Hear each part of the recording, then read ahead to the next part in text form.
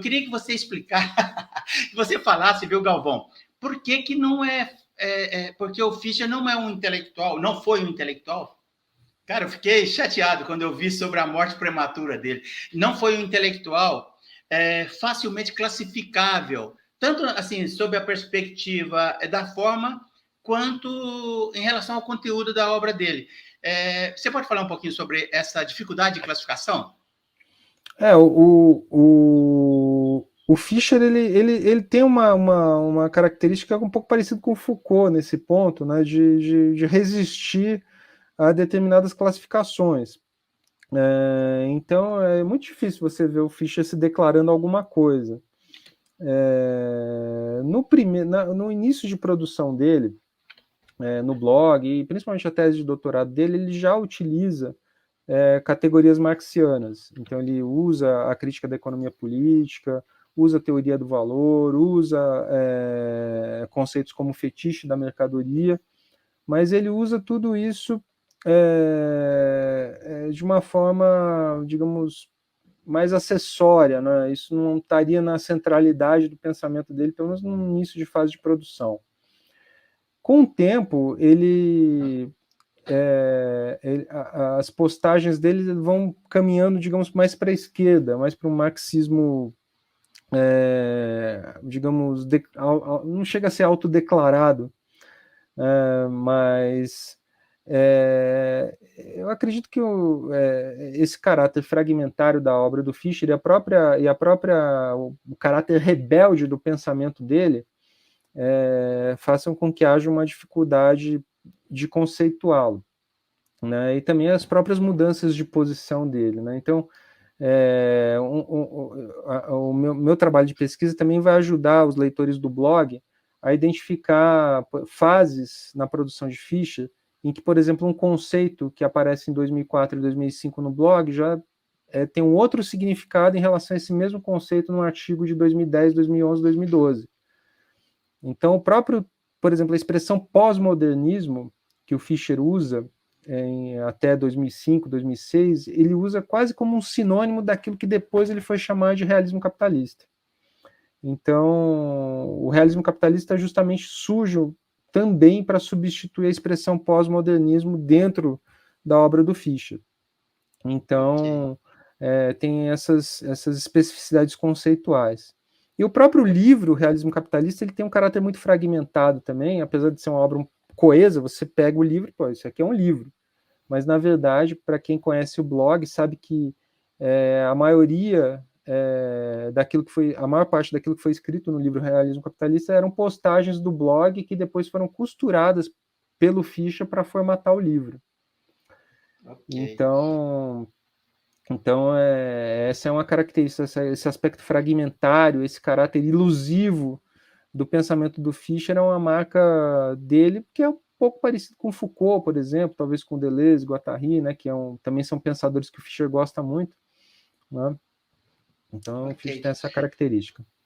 Galvão, eu vou ter que ler aqui a próxima pergunta e você vai entender por quê.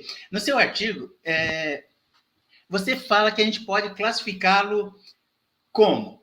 2 pontos, eu vou ler aqui, ó. Um cyberpunk, aceleracionista, marxista, crítico cultural, pesquisador, professor, editor, acadêmico e blogueiro. Ele foi um intelectual do século XXI, atento às novas tecnologias. Fale um pouquinho sobre isso.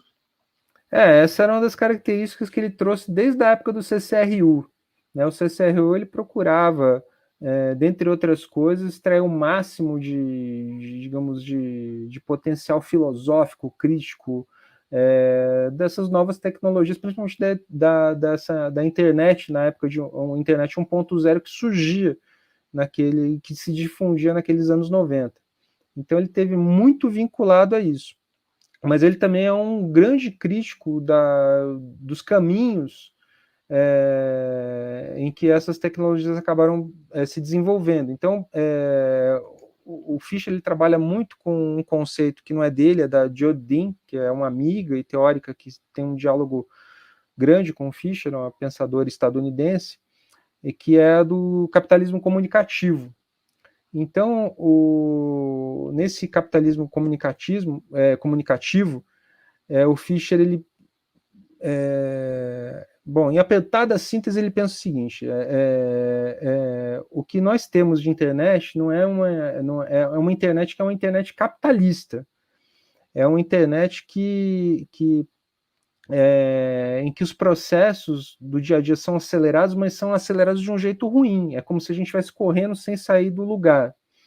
Então, ele critica, por exemplo, o caráter pulsional, o caráter viciante dos aplicativos, né, em que, por exemplo, você tem um feedback, estímulos que te capturam dentro de um determinado aplicativo, mas que não te levam a lugar nenhum.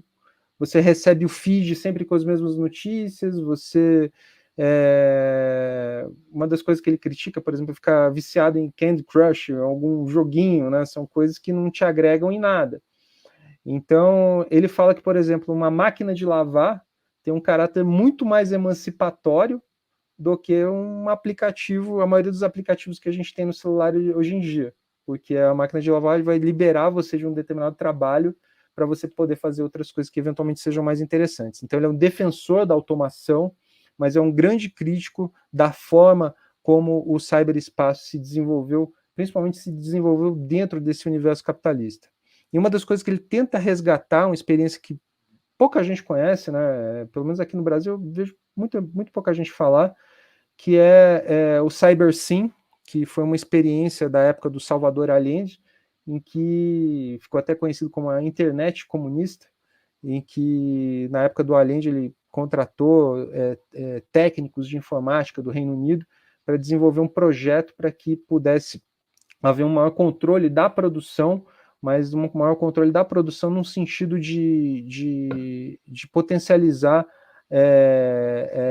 a produção em termos socialistas, né? Então ele queria evitar aqueles problemas que havia na União Soviética, às vezes de uma superprodução ou de problema de deslocamento de insumos. Então essa foi uma das iniciativas do tempo do Allende, mas que acabaram sendo fulminadas com o golpe sofrido pela ditadura, aplicado pela ditadura Pinochet. E até bom falar um pouco do Allende, né, porque ano que vem, no 11 de setembro, vai fazer 50 anos, né, da derrubada do Allende. Então, o Fischer é um cara muito conectado com essa questão das novas tecnologias, e sempre pensando em termos de automação, mas de uma automação que seja emancipatória e não essa automação, entre aspas, viciante das tecnologias que a gente vê majoritariamente hoje nos smartphones, enfim.